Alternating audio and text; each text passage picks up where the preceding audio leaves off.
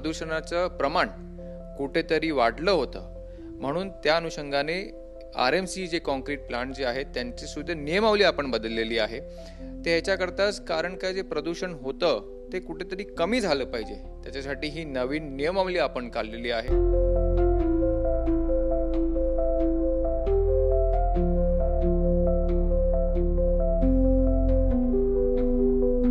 महत्वाचं म्हणजे प्रत्येक प्लांट जो आहे, आता जर तुम्ही पाहिला हा ओपन आहे, त्याला फक्त एक ग्रीन नेट असते, बाकी काही नसतं. तर एक महत्त्वाचा नियम जो आम्ही आता केलेला आहे, तो हा प्रत्येक प्लांट हा पूर्ण 100% एका टीन शेडमध्ये असणार आहे. म्हणजे तो 100% कवर्ड असणार आहे.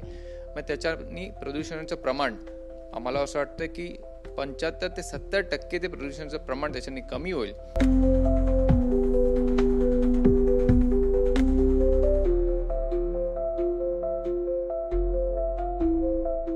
ह्या ज्या RMC ट्रक्स आहेत हे जे ये जा करतात, म्हणून प्रत्येक RMC प्लांटवर एक automated truck washing, tyre washing ह्या ठिकाणी लावायचं आहे त्यांना. म्हणजे कुठलीही गाडी वॉश केल्याशिवाय बाहेर येणार नाही आणि ते पाणी परत त्यांना रिसायकल करून परत ते प्लांटमध्ये यूज करायचं आहे. आणि महत्त्वाचं म्हणजे की हे सगळे नियमावली बनवताना आम्ही कुठेही ठोकशाही किंवा कोणाही जबरदस्ती केली नाही.